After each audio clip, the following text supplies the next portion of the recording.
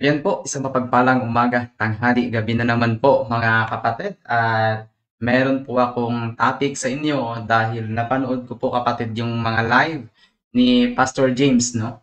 Patungkol dun sa mga video na piniplay niya na sinisira niya itong si Reverend Father Darwin Gigliano mga kapatid. At ngayon, no? At susubukan natin itong sabagay wala naman tayong dapat subukan dahil talagang sira ito. Dahil talagang gawa-gawa lang talaga. Alam naman natin kapatid na itong pastor na ito ay gumagawa na lang talaga ng kwento na hindi ko maunawaan kung bakit niya ginagawa ito, no? At ito na, simulan natin mga kapatid. Ang topikong ito, ipi-play natin yung video, yung live video ni Pastor James. No? Ipi-play natin yung video ni Pastor James. Sabagay, hindi na sana naman sana ako magre-rebut. Pero wala tayong magagawa. Ito rin yung buhay na pinili natin. Pero gagawa pa rin tayo ng mga topic o vlogs natin na to inspire mga kapatid. At dito, my dear brothers and sisters, no, pakinggan nyo po ang pinagagawa ni Pastor James. No? Ito po, kung nakita niyo po yan, my brothers and sisters, no? Live niya po yan at hindi po siya nagsalita nung time na yan. Kundi nag-play lang po siya ng mga video na kunwari, no? Na kunwari ay mga kontrahan, yung mga pinagsasabi ni Reverend Father Darwin Gigliano. At ito po dito ko titingnan ang ano natin dito. Para ano tayo, para tuloy-tuloy. Ayan. Ito mga kapatid, at play natin yung video ni Pastor James na piniplay niya yung mga video na parang nagkukontrahan daw ang mga pinagsasabi ni Reverend Darwin Gigliano. Kung sa makita niyo po sa screen natin, yung title niya po ay ay tawag dito ng pari versus pari, which is yung pinag-aaway niya. Kung naalala niyo dati si Dan Maasim, no, na pinag-aaway niya ang dalawa. Ito naman si Pastor James, pinag-aaway niya yung nag-iisang tao lang na akala niya ay makakapuntos siya dito. Pero ang tanong, makakapuntos nga ba dito si Pastor James? Hindi po. Dahil play po natin. Pakinggan niyo po. Si Maria ay nasa langit na po ba? May nagtanong po dito kay Reverend Father Darwin Gigliano mga kapatid na kung si Maria ba ay nasa langit na. Ang tanong, alam naman po natin, hindi naman po natin makipagkakaila na talagang si Maria ay nasa langit na. Pero yung mali dito ni Pastor James mga kapatid, ito. Oh, yes, nasa langit na po. Ayan, sumagot dito si Reverend Father Darwin Gigliano na nasa langit na. Kaya yung ginawa dito ni Pastor James, pinagpuputol-putol niya itong mga yung mga pinagsasabi. Tuloy natin yung video mula sa umpisa para marinig niyo po. Si Maria ay nasa langit na po ba? Oh, yes, nasa langit na po. Mabasa natin yan sa Revelation chapter 12. Ayan. Mababasa natin yan, sabi diyan, actually yung sinabi diyan ni Father Darwin Gigliano mga kapatid ay Revelation 3:13. So pinagdahil po sa kagustuhan nilang kunwari ay maganda, ay kunwari ay mali ang sinabi ni Father Darwin Gigliano mga kapatid, halatang halatado naman na naging blurred yung salita dito ni Reverend Father Darwin Gigliano. At alam nyo ba mga kapatid kung saan po nakasulat yung sinabi ni Father Darwin Gigliano na si Maria ay nasa langit na? Nandun po kapatid sa sa Juan, no? Tingnan po natin. Dito po kapatid, yung sinasabi po kasi diyan ni Father Darwin Gigliano na si Maria ay nasa langit na dahil naman alam naman po natin na si Enoch ay nasa langit na kinalulugdan ng Panginoon na mababasa po natin yan sa Genesis. At idudugtong po yun sa kung si Enoch po kapatid ay dinala ng Diyos, si Elijah at si Enoch ay dinala ng Diyos sa langit na kinalulugdan. Paano pa kaya itong si Maria, si Inang Verhing Maria, na lubos nating kinalulugdan? Basahin po muna natin kapatid ang Genesis para po malaman po natin, no? Genesis 5:24. Ito po ang ating mababasa. Genesis 5:24. Alam naman po natin dito kapatid na si Enoch, no? 5:24. Si Enoch ay dinala ng Diyos sa langit na kinalulugdan talaga ng Panginoon. Sabi po dito kapatid sa Genesis, no, hindi ko na lang po i-play kasi mahirap po sa akin ngayon, sa Cebu kasi ako. Sabi po dito, Sa buong panahon, iyang namuhay siyang kasama ng Diyos pagkatapos nawala siya sapagkat kinuha siya ng Diyos. So kinuha po ng Diyos si Enoch na kinalulugdan ng Panginoon. Ano pa kaya itong si Minang Berhing Maria na lubos na kinalulugdan ng Diyos sa Lucas 1:28? Ano po yung nakasulat sa Lucas 1:28, kapatid? Sabi po dito, ganito po. Ito po mga kapatid. Sabi po dyan, at sa buong panahon, iyon ang namumuhay na iyon ay namumuhay siyang kasama ng Diyos pagkatapos nawala siya sapagkat kinuha siya ng Diyos. Yan po mga kapatid, napakalinaw po dyan, my dear brothers and sisters, na si Enoch ay kinuha ng Diyos. Kaya itong si Maria, si Enoch ay kinalulugdan ng Diyos, kaya kinuha siya ng ating Diyos. Paano naman po kaya ang itong ating inang Berheng Maria? Kinuha kaya siya ng Diyos? Alamin po muna natin dito sa Lucas 1:28. Ano po yung sabi dito? Sa Lucas 1:28, lumapit ang anghel sa dalaga at binati ito, "Magalak ka, ikaw ay lubos na kinalulugdan ng Diyos. Sumasa inyo ang Panginoon." Ito mga kapatid, no, napakalinaw dito na si Inang Berheng Maria ay lubos na kinalulugdan ng ating Panginoong Diyos. Kaya walang duda, my dear brothers and sisters, na si Inang Berheng Maria ay nasa langit na talaga. At ito ipagpatuloy natin ang video ni Pastor James mga kapatid kung ano ba talaga ang punto niya sa paggawa ng video na to. Ito my dear brothers and sisters, no, napakalinaw dito na ang gusto lang talaga ni Pastor James ay masira itong si Reverend Father Darwin Quetiano. Dahil iba na, kung napapansin nyo po, no, nag-live po ito si Father Darwin Quetiano doon sa kanyang studio. At yung kinuhang dugtong ni Pastor James mga kapatid, ito yung topic or talk ni Reverend Father Darwin Quetiano na nagsasabi daw na wala pang tao sa langit, which is yung ibig sabihin naman po dito ni Pastor James, no? Yung ibig naman po sabihin dito ni Father Darwin ay basahin na lang po natin, no? Para po mas klaro tayo, no? Basahin na lang po natin sa Juan 3:13. Ito po ang nakasulat, Juan 3:13. "Wala pang sinumang umakyat sa langit kundi ang bumaba mula sa langit, ang anak ng tao." So napakaliwanag diyan kapatid sa binasa nating talata, na sabi niya wala pang umakyat sa langit. Hindi po sinabi diyan wala pang nakaakyat. Kumbaga umakyat. So walang tumulong, no? Walang tumulong. Ilang beses na po natin pinaliwanag yan sa live natin sa punto por punto na magkaiba po ang pinaakyat, sinamahan, at sa mismong umakyat na walang kasama. Magkaiba po yun. So, yun po yung ibig sabihin ni Reverend Father Darwin Quetiano mga kapatid na si Kristo ay umakyat, naman si Inang Berheng Maria ay pinaakyat. So napakalayo po. Tama po yung ang sagot doon ni Reverend Father Darwin Quetiano. Pero itong si Pastor James mga kapatid ay puro na lang ito paninira.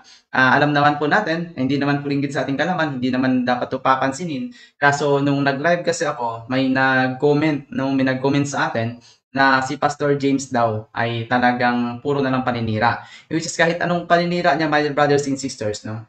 Kahit anong paninira niya mga kapatid, alam naman po natin na yung mga ginagawa niya ay para lang sumikat siya. Kaya kita nyo po, dahil po sa paninira niya sa atin, ay tingnan nyo, biglang lumobo ang kanyang followers. Which is, nung nakaraan po mga kapatid, ay hindi pa po umabot ng 5,000 followers yan si Pastor James. Ngayon po umabot na sa ng 26,000 followers dahil po dyan sa pinagagawa niya. Pero alam naman po natin mga kapatid, na balang araw, ay sisingilin yan sa kanya. No?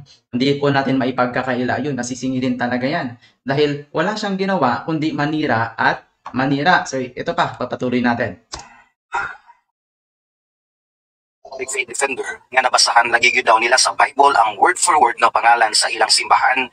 Ito, my dear brothers and sisters, kinolekta ito ni Pastor James at pinilay niya sa kanyang live yung King James Version 1611 ng mga kapatid natin sa ibang pananampalataya na sinasabi daw na hindi nakasulat yung Romano Katoliko sa King James Version 1611. Yung rason po nila dito, pakinggan po nila. Catholic Church gihimo nato sa pag-expose sa usa ka debate sa CFD nga nabasahan lagi daw niya ang Catholic Church sa John chapter 3 verse 1. John chapter 3. Ito mga kapatid gusto nila talagang ipamuka na yung Romano Katoliko ay nandadaya. Kung hindi naman po lingid sa ating kalaman na si Brother Windel Talibong, mga kapatid, ay ginawan din po nila pero hindi naglaon. Sinagot po ito ni Brother Windel Talibong. Pero dito, kapatid, habang pinanood ko to kanina, may nakita akong butas kung paano po ito i-rebound, kapatid. Pakinggan po natin, ha. At mamaya, kapatid, ipapakita ko po sa inyo. Nga nagtuta nga wala gyud bisag gamay nga mabasa niini nga book, chapter o verse ngayang gihatag. Ito, nagkamali dito si Reverend Father Darwin Gitiano sa pagsabi ng talata, which is okay lang yon. No? Alam naman po natin na walang perpektong tao sa mundo. No? Kahit sino ba naman, kahit pangalan mo ay perpekto, pero yung ugali mo ay hindi mo talaga mape-perfect. Ito, mga kapatid. Tuloy po natin. Karon kay wala man nakitaan sa John 3:1 ang ilang gipangita nga pulong nga Catholic faith, niambak sila sa 1 John 4:1. Yun na, nagtulungan na. Siyempre, magtutulungan talaga, no? Hindi naman pwedeng, yun ang maganda sa ating mga Katoliko. Bakit po? Hindi natin tinotolerate ang mga maling turo, no? Hindi natin tinotolerate pag mali. Kaya si Father Darwin Gitiano, kalagay na natin nagkamali dun sa una niyang talata, which is nandyan po ang mga kapatid natin na nagtatama, no? At aluminado naman dun si Father Darwin, kapatid, na nalito siya. Siguro nalito lang yun. Pero eto, kapatid, wala tayo dun sa puntong yun. Kasi okay lang yun. Walang perpektong tao. Kahit yun, hindi ko kasi pinutol yun para at least makita nyo. Discipleship journal, panawa ni, para makaibaw ka. Kung ka-commentura, kung ka mangita sa 66 box, sa 72 box money, or ikabat pa ni sa kutsinta ang kani 16 nila ipremya KTP. Ato ning tan-awon kung unsa kini katinuod ug akong i-expose gihapon. So, kanila daw i-expose ang katotohanan. Kaya ngayon, expose po natin gamit din ang kanilang live o kanilang video na walang putol. Hindi po kagaya nila, pinuputol po nila. At tuloy po natin. Unsa sila ka ignorante sa mga translation sa Bible o sa paggamit mismo sa Bible. Nigamit Yan po, kapatid, kung sisiraan po nila yan, yung librong hawak nila, alam nyo naman po, kapatid, kung sino ang gumagamit ng King James Version. Hindi po natin maipagkakaila yan na kung sino talaga ang nagmamay-ari ng King James Version 1611. sila o King James nga translation nga kining 1611 daw. Sa ilang kadesperado, naghimo na lang gyud sila og ilang kaulingon nga version sa King James kuno nga Bible aron didto nila i-insert ang pangalan sa ilang simbahan tungod kay baluman sila nga dili gyud mabasahan sa Biblia. Okay, sabi nila, gawa-gawa daw natin. So, ginamit din nila laban sa atin. Pero, sa palagi ko, hindi naman siguro ginawa ito, ang librong yan, para lang dipinsahan o itago ang isang bagay, mga kapatid. Kaya, kahit ginamit nila yung books na yan, yung King James Version na yan din po yung video nila ang gagamitin natin para ilabas ang katotohanan. Tuloy po natin. Ila lang kining gi-insert sa laing translation sa Bible. Ug mao kini ang pipila ka mga pruweba nga dili kasaligan og corrupt ang Bible nga ilahang gigamit ng Ito na daw ang mga rason kung bakit daw hindi masaligan, no? Ibig sabihin po nun, hindi mapagkakatiwalaan yung libro na ginamit. Number 1, daghan og wrong spelling ang ilang translations nga gigamit. Sabi nila, dahil daw sa maraming maliing spelling na ginagamit. So, which is, para sa akin, kapatid, kahit nga dun sa mga libro na minsan nagkakamali talaga sa pag-type o paglagay dun ng mga spelling, mga kapatid. Again, walang perpektong tao. Kaya hindi ko po pinutol yung mga sinasabi nila dyan para hindi tayo maging katulad nila na gumagamit o namimili lang ng mga bagay o ng mga video na pabor sa atin. Kaya hindi ko po yan pinutol. Ato mapansin sa header pa lang sa ilang Bible na i-word nga try the spirit pero wrong spelling. Dahil sa wrong spelling lang, hindi ba pwedeng nagkamali lang ng type? Ug ang word nga believe At saka kung totoong wrong spelling yan, hindi amin yan. Kung totoong wrong spelling yan, King James Version po yan. King James Version po yan, kapatid. At saka,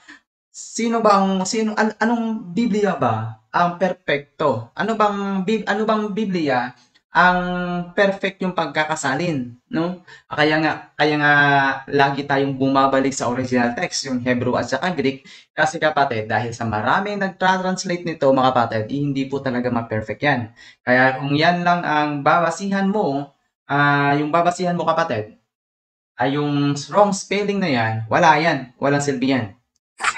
Letter V ang gigamit kundi letter U. O samot na ang Ang U at saka V, hindi malayo yan. word ng Catholic kay sa pagkarong spelling nini dili na Catholic basahon kundi Catholic faith na siya.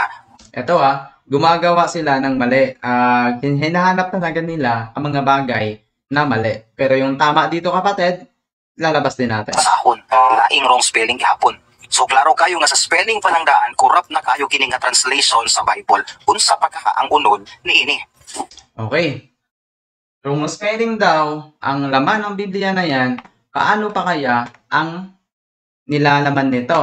Kaya sige, ano kaya ang nilalaman nito, kapatid? Nabalik muna tayo dun sa Facebook natin at titingnan natin, kukunin natin yung mga pinagsasabi nila mamaya, sasabihin nila maya-maya, mga kapatid. Dahil may sinave akong ano dito, in-screenshot ko habang pinapanood ko yan kanina. Hindi naman sana ako mag-live kaso naboboring ako dito. Kaya ito, kapatid Ano ba yan? Ay, hindi yan. Oh, my dear brothers and sisters ilalabas na lang po natin ito. Kasi itong si Pastor James, mga kapatid, ay download na natin yan. At yung isa pa. Ayan Papaliwanag po natin kung bakit po hindi nagkamali ng pili si Reverend Father Darwin Kitiano, mga kapatid, sa pagpili ng ng talata na yan sa King James Version. Kaya kung gagamitin nila sa inyo yung Biblia na yan, yung video na yan, kapatid, at least meron po kayong ipapakita dito po, no? Gamitin po natin yung sarili nilang version, sarili po nilang Biblia, at sarili po nilang video. Saan po ba? Ito po Ano ba yan? Yan. Ba't hindi ko makita yung picture na yun? Sige, pagpatuloy po natin, kapatid, at habang hinahanap ko yun, ano kaya yun? Ba't hindi ko nakita? Pero sige, download po natin ulit. Save natin. Ito na. Sige, kung hindi siya ma-save, okay lang. At least, dito ko na lang siya ilalagay. Nangyari dito, ba't ayaw din maglagay doon? Ayaw. Ito na lang, kagaya ni, minsan ganito talaga nangyari, kahit si Brother Jando, nagkakaganito din. Video capture tayo. Ito. Sa isang browser.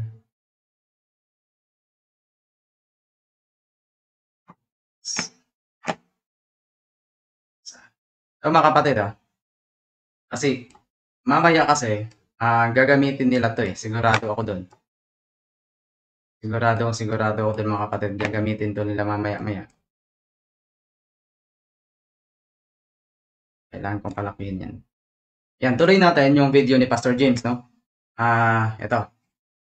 Number 2, ang ilang gibasa nga Catholic faith technically dili man gyud appeal sa whole chapter sa libro. Sabi diyan, yung dito tayo sabi nila, yung Catholic faith daw hindi daw appeal o hindi daw kasama sa libro o talatang ginamit. Sa 1 John chapter 4, sa talata sa talata sa talata 1. Usa lamang kini ka heading o usa ka klase sa komentary sa translator sa Bible. Ano daw sabi? Heading daw o isa daw ng tawag doon ng commentary sa libro. Dito natin malalaman kung sino ba talaga ang nagsisinungaling sa atin, no? Sama sa ubang Bible translation, naapoy mga heading before basa ko. Kung nakita nyo po, kapatid, ito po, no? Ito po yung sinasabi niya na heading, no? Ito po. Ayan po yung sinasabi niya na bawat talata daw sa Biblia ay merong heading. So, kung ibabalik po natin doon sa video ni Pastor James, no? Ibabalik po natin doon, kapatid, sa video niya. Ito po para makita. Ayan po, kung ibabalik po natin sa tinuro niya dyan, yan po yung tinuturo niya na Heading daw. Yung talata daw, yan yung tinuturo niya. verse 1 na nakasulat sa taas nga komentary sa translator sa chapter sa Oy, magkaiba po yun. Ano? Magkaiba po yun. Bakit? Ay, tuloy po natin ha. Mapansin man nato diha na dinhi pa nga part ang verse 1 sa chapter 4 sa wala pa ang verse 1 na ay nakasulat sa taas nga komentary or mura Tandaan nyo kapatid ha, sabi niya, yung sa baba daw, yun yung verse 1. At yung sa taas daw, yun yung commentary. Alamin po natin kasi sinung ko po yan. Tingnan nyo po kung ano po ang mayayari ha. Ito po. Ano ba yan? Ito mga kapatid. Tingnan nyo po kung yan ba ay walang verse 1. Yan ba ay commentary. Sabi niya kasi kanina, commentary daw. Kaya itong si Pastor James ay tuwang-tuwa nung nabasa niya ito. Ito. Ayan, yung chapter 4, verse 1. Sa tingin nyo po ba, yung nakalagay na 1 dyan, hindi po ba yan talata? No? Yung ginagamit talaga, ibalik natin yung sinabi ni, yung video ni Pastor James. Ito. Balik natin ng konti para ba masayahan naman si Pastor James. Balik natin ha. Sabi dyan. sa chapter sa book, papansin man nato diha son naapoy mga heading before basahon ang verse 1 na nakasulat sa taas nga komentary sa translator sa chapter sa book. Ulit. Heading o usa ka klase sa komentary sa translator. So sinasabi niya dyan kapatid na heading daw yan daw ay commentary. Yan daw ito. Lapalakihan natin ng konti yung sinasabi niya para makita nyo. Kung gaano sila gumagawa na lang talaga ng kwento, no? Para ayun to Chapter sa libro sa 1 John chapter 4 tungod kay usa lamang kini ka heading o usa ka klase sa komentary sa translator sa Bible. So sabi niya kapatid, yan daw ay heading, yan daw ay commentary, which is maling-mali po yun, no? Maling-mali po yun. Dahil nung zoom out po natin yan, my dear brothers and sisters, mga kapatid, ito po yung lumabas.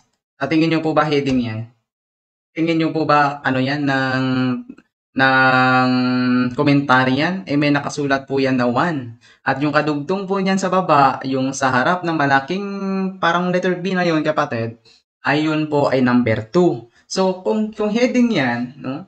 Kung ipalagay natin yung heading yan mga kapatid, no? Palagay natin palagay na lang natin. Pero hindi naman yun.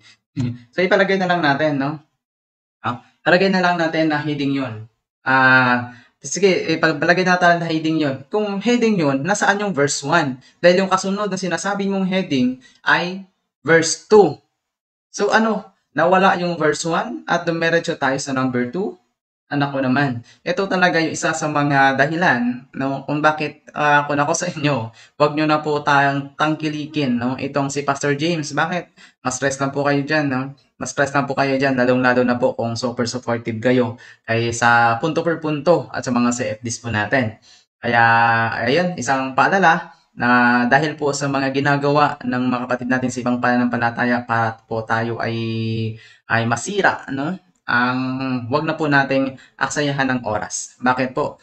Tayo po may stress lang po doon mga kapatid. At dahil po hanggang doon lang muna at hindi ko kailangan muna magsagad dito, kailangan po ulit mag-aral. May mga pinaglalaanan kasi ako na oras. Thank you so much sa pamilya po na nagpadala po sa akin dito sa Cebu. No? At sana po matapatan ko po ng aking kakayahan ang inyong tiwala po sa akin, no? At sa lahat po ng gusto kagaya po nito, na mag-topic po tayo sa inyo, alam ko po na sa sarili ko na hindi po ako magaling na CFD, no? Alam ko po 'yun.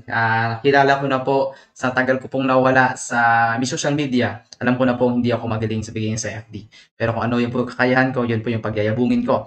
Shoutout po tayo kay Cyril Yagob, yung gabi bro. Salamat sa pagsangyaw. Ricky from Cadiz City, Negros Occidental. At kay Julito G. Poleran, isira ulo naman yung Pastor James. Ayan. At yan, ayun, may star senders po tayo. Thank you po ulit sa 100 stars po, John Dingkit. Ayan, thank you so much po si John Dingkit kapatid ay talagang sa bawat live ko, minsan nag-send po siya ng 50 stars. Thank you so much po.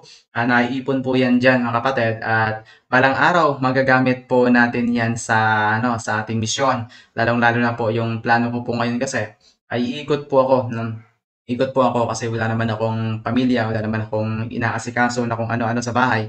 Ikot po ako at habang umiikot po, patuloy po sa pag-aaral dahil pag nandun na po ako sa amin, siyempre, hanap buhay tayong hanap buhay. At dahil po sa mga tulong niyo na rin sa mga taong nagtiwala sa akin na sabi nila, bibigyan daw po nila ako ng allowance. Ayun po, ito na po yung napagdesisyonan ko. Fully ano na ay gagawin ko po ang buhay ko na parang umiikot na lang po at para po makapagkuha ng mga kalaman. Dahil pag yan naipon po ang kalaman na yung kapatid, ay sigurado po tayo na mapapaganda po natin ang ating mga bawat topic, no? Dahil alam ko po, sinasabi nyo na hindi ako magaling sa FD. Yes po, tama po kayo doon. At sa basic lang po tayo mga kapatid, hindi na po natin pipilitin ang hindi kaya. Pero syempre, hindi po natutuloy po natin ang ating pag-aaral, no? Shoutout po ulit kay Christy Sharut. Ayan, good evening po bro Aljan, God bless po. Tsaka kay Sister Mela Balidumagno, watching from Rojas City, no? At tsaka, ayan, kay Aldrin Pito, Taytay. Thank you so much kapatid. Oy! Wow, Sister John Dingkit, nag-additional po siya sa akin ng 500 stars. Wow. Thank you so much. Malaking tulong po talaga yung mga stars na pinagbibigay nyo po, pinagkakaloob nyo po sa akin mga kapatid. Thank you so much. Kaya hindi pa po monetized yung Facebook page po natin ay naiipon po yung stars po natin. Maraming salamat po, no? God bless din po sa iyo kapatid na John Dingkit at kay i-shout out na rin po natin si Mila Dolor, no, na nagpaplano rin po siya kapatid na pumunta ng Bohol, no. Pag-pray po natin, no, lahat ng mga kapatid natin. Sana patuloy na nag-aaral at nagsisikap. Yun naman po mga kapatid, to God be the glory at isang kahilingan po sana mga brothers and sisters, kung hindi pa po kayo nakapag-subscribe sa ating YouTube channel, nandun po yung mga video ng ang ating spiritual warfare at nandun din po yung mga video ni Reverend Father Darwin Gitgiano. Thank you so much mga kapatid. To God be the glories. And maraming salamat po sa inyong walang sawang pagsuporta sa mga star senders po natin. May mga nagsisend din po ng Gcash kahit papano. Maraming salamat po. Again, sa Diyos pong pagpupulit kailanman, ito po yung akong lingkod, Brother Arjan Bagatan o Mr. 721 Catholic, ang inyong lingkod at kapanalig. At pahabol po sa shoutout, Margie Bakod Barintad. Good evening bro at sa mga kapatid ko kay Kristo. Ayan, pashabol pa ng pahabol sa pag-shoutout na rin. Arturo Pagatpatan. Ayan. Shoutout po sa inyong lahat mga ka-721. God bless po. Out na po tayo. Ayan po, tapusin po natin ito sa isang panalangin. Dear Father, to the Son, to the Holy Spirit.